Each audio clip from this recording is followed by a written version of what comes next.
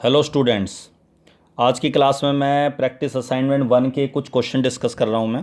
ठीक है। इस चैप्टर का मैंने बेसिक जो इंट्रोडक्शन है वो मैंने लास्ट 2 क्लासों में दे दिया है। ठीक है, आज क्वेश्चन डिस्कस करेंगे। जैसे कि क्वेश्चन नंबर 4 है, ये कह रहा है find the value of x for which this vector, ये जो गिवन वैक्टर है, इज ए यूनिट वैक्टर। तो ये जो वैक्टर है, ए वैक्टर दे रखा है एक्स आई प्लस एक्स जे प्लस एक्स के कैप। तो इसको यूनिट वैक्टर गिवन है, तो यूनिट वैक्टर मतलब इसका मैग्नीट्यूड 1 हो गया। अगर ये यूनिट वेक्टर है तो मैग्नीट्यूड, इसका मैग्नीट्यूड निकालेंगे आई जे के, जो तीन आई कैप जे कैप और के कैप है, इन तीनों का जो कॉफिशिएंट है उन तीनों का स्क्वायर का रूट ले लूँगा मैं। तो तीनों का स्क्वायर का रूट कितना हो गया, 1 के बराबर है। गिवन है हमें, यूनिट वेक्टर है ये। मैग्नीट्यूड ले लिया, ये मैग्नीट्यूड हो गया ये वेक्टर का।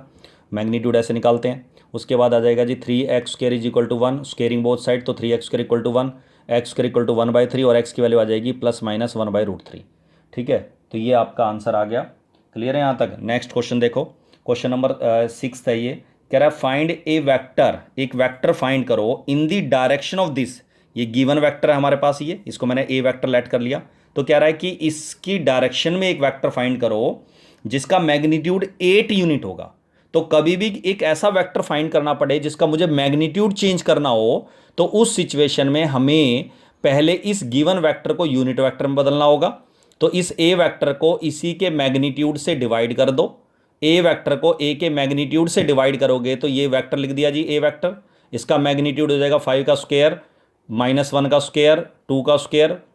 ठीक है, रूट में आई कैप जे कैप के कैप के जो कॉफिशिएंट्स हैं उन तीनों का स्क्वायर का रूट ले लिया। तो ये आ जाएगा √30, और इस √30 को आपको 8 को अंदर मल्टीप्लाई कर दो तो 40/√30 -8/√30 और प्लस का 16/√30 के कैप, आई कैप जे कैप के कैप अलग अलग कर दिए सारे। क्लियर है यहाँ तक। तो इस तरीके से ये आंसर आ जाएगा। तो रिक्वायर्ड वेक्टर, कभी भी एक किसी गिवन वेक्टर का आपको मैग्नीट्यूड चेंज करना हो तो पहले उस गिवन वेक्टर को यूनिट वेक्टर में चेंज करो, उसी खुद के मैग्नीट्यूड से डिवाइड करके। तो अब इसका यूनिट मैग्नीट्यूड 1 हो गया, और डायरेक्शन आप सबको पता वही रहती है जो एक गिवन वेक्टर की होगी।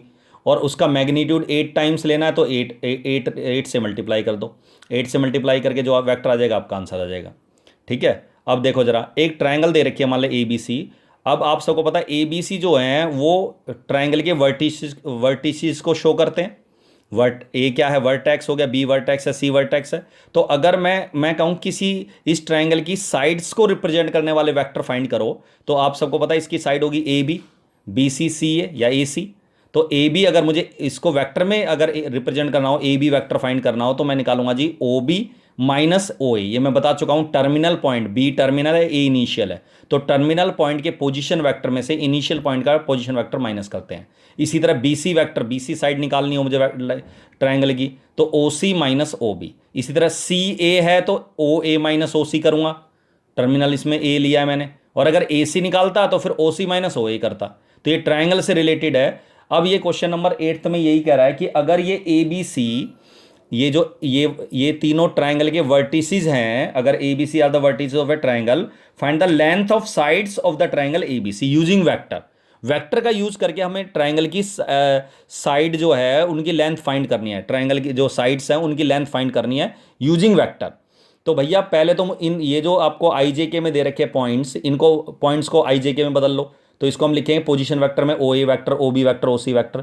अब ये तीनों जो है OA OB OC, ये ट्रायंगल के वर्टिसेस को शो कर रहे हैं, समझ गए ना, वो ट्रायंगल के वर्टिसेस को शो कर रहे हैं। तो अब मुझे निकालना है ट्रायंगल का साइड। मैंने अभी बताया था किसी ट्रायंगल की एक साइड निकालनी हो तो AB वेक्टर निकालो, वेक्टर फॉर्म में वेक्टर में यूज करेंगे। OB माइनस OA, तो OB इसमें से इसे घटा देंगे तो I minus 2I I cap minus का आई कैप माइनस 3J कैप के J कैप में से ये घटाएंगे तो प्लस हो जाएगा J कैप। ठीक है ना, तो ये हो जाएगा आपका प्लस आ जाएगा। इसमें से इसे घटाएंगे तो साइन बदल के -6 हो जाएगा। और इसका मैग्नीट्यूड, क्योंकि मुझे लेंथ निकालनी है, AB वेक्टर तो निकाल लिया मैंने साइड का वेक्टर, लेकिन इसके मैग्नीट्यूड मतलब इसकी लेंथ आ जाएगी ये। तो लेंथ आएगी जी I का जो कॉफिशिएंट -1 का स्क्वायर, -2 का स्क्वायर और -6 का स्क्वायर। ठीक है, तो ये आ जाएगा 41, √41 यूनिट्स, ये इसकी लेंथ आ गई। इसी तरह दूसरी साइड निकाल लो जी BC वेक्टर, वेक्टर फॉर्म में, तो OC माइनस OB, OC में से इस OC में से OB घटा दोगे, इसमें से इसे घटाओगे 3I कैप में से I कैप 2I कैप, इसमें से इसे घटा दो तो माइनस का J कैप बचेगा, इसमें से घटाएंगे तो प्लस हो जाएगा ये, तो प्लस का K कैप। ठीक है, ये बच गया। उसके बाद इसका मैग्नीट्यूड ले लिया, तो आई कैप का कोफिशिएंट, जे कैप का कोफिशिएंट और के कैप का कोफिशिएंट, इन तीनों का स्क्वायर का रूट ले लिया कोफिशिएंट के, √6 यूनिट आ गया। इसी तरह ए सी वैक्टर निकाल लो या सी ए वैक्टर निकाल लो, कोई दिक्कत नहीं है। तो ओ सी माइनस ओ ए, तो ओ सी, इस ओ सी पॉइंट में से ओ ए पॉइंट घटा दो, तो घटाने के बाद ये आ जाएगा जी आपका, और इसका मैग्नीट्यूड वही सेम उसी तरीके से निकाल के √35 आ गया। अब हमें प्रूव करना है, ये लेंथ तो निकल गई, 3 लेंथ है तीनों साइड्स की, ट्राइंगल की तीनों साइड्स की लेंथ आ गई। अब इन लेंथ का यूज़ करके बताना है कि क्या ये ट्राइंगल राइट एंगल ट्राइंगल है। तो मैंने देखा सबसे बड़ी लेंथ जो इन तीनों में वो है √41, क्योंकि ये √6 है और ये √35 है, तो √41। तो इसका स्क्वायर करा मैंने, ए बी जो मैग्नीट्यूड है, ए बी जो लेंथ है उसका स्क्वायर करेगा 41 आया, रूट हट गया। और बाकी जो दोनों के स्क्वायर का सम करके देखा मैंने, बी सी का स्क्वायर का सम, बी सी मैग्नीट्यूड के, ए सी का जो मैग्नीट्यूड आया ए सी वैक्टर के मैग्नीट्यूड का स्क्वायर करा, दोनों का स्क्वायर करके जोड़ा तो 41 आया, जो इसके बराबर है। तो मैंने देखा ये ए बी वैक्टर का मैग्नीट्यूड का स्क्वायर इज इक्वल टू है इन दोनों के मैग्नीट्यूड के स्क्वायर के सम के बराबर है। तो इसका मतलब it is a right angle triangle. और राइट एंगल ट्रायंगल भी किस पे बनेगी? सी पे। कैसे सी पे बनेगी? तुम सबको ये पता होना चाहिए, आप सबको ये पता है कि सबसे बड़ी जो साइड होती है वो हाइपोटेनस होती है ना। सबसे बड़ी लेंथ क्या होती है? हाइपोटेनस की लेंथ होती है। और हाइपोटेनस हमें क्या दे रखा है? A B. तो मतलब अगर ये ए बी है तो तुम सबको पता है हाइपोटेनस ए बी है, तो अपोजिट, इसके जो अपोजिट वर्टेक्स होगा ए बी साइड के अपोजिट जो वर्टेक्स होगा वो सी होगा।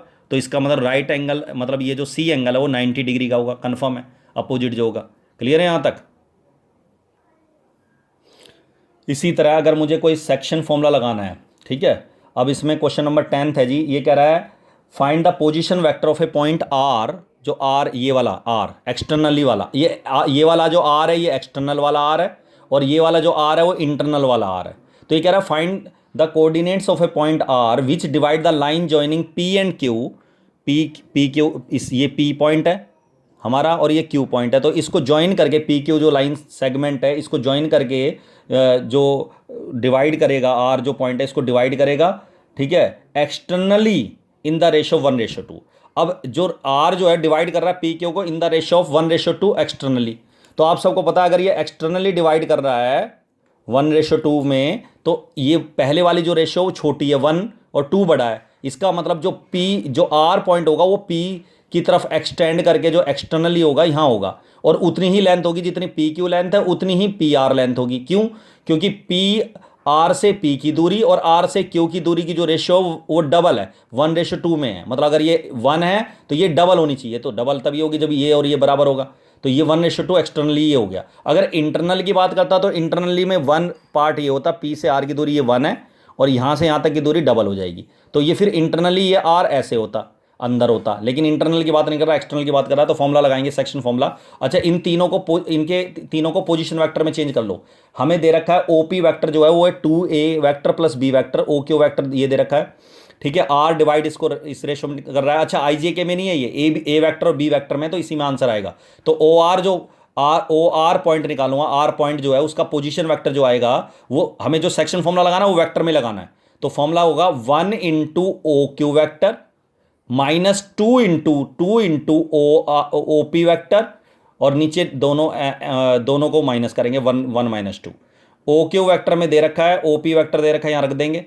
इन दोनों को सोल्व करेंगे तो ये आ जाएगा आपका माइनस कॉमन लेके, इस माइनस से माइनस कैंसिल हो गया, ये आंसर आ गया। तो ये आर वेक्टर का पोजीशन, आर जो आर पॉइंट है उसका पोजीशन वेक्टर आ गया, ओ आर वेक्टर आ गया ये ए वेक्टर ए और वेक्टर बी में। अब ये कह रहा है also prove that the mid point of R Q, ये जो आर पॉइंट निकला है और क्यू जो पॉइंट है, इन दोनों का जो मिड पॉइंट है वो पी है, आर क्यू का मिड पॉइंट पी है, ये प्रूव करना है। तो mid point of R Q का वेक्टर फॉर्म, वेक्टर स्टाइल में ही आंसर देना है। तो आर क्यू का मिड पॉइंट होगा O R vector plus O Q vector by 2। O R vector ये लेना है, ओ क्यू वेक्टर ये लेना है, a - 3b वेक्टर।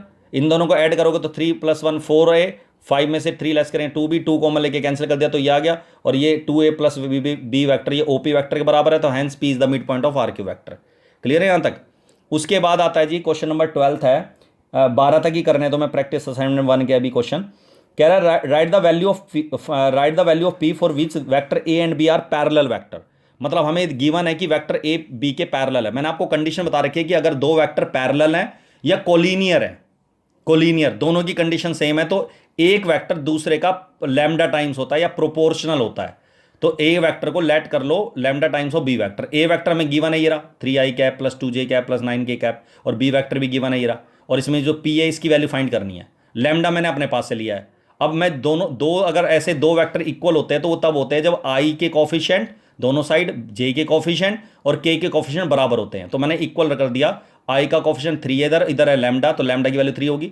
जे का कॉफिशिएंट इधर 2 है, उधर जे का कॉफिशिएंट है पी के साथ लैम्डा आएगा, तो लैम्डा पी, लैम्डा की वैल्यू 3 है, यहाँ रख दी, तो पी की वैल्यू आ जाएगी जी 2/3। ये आंसर आ गया।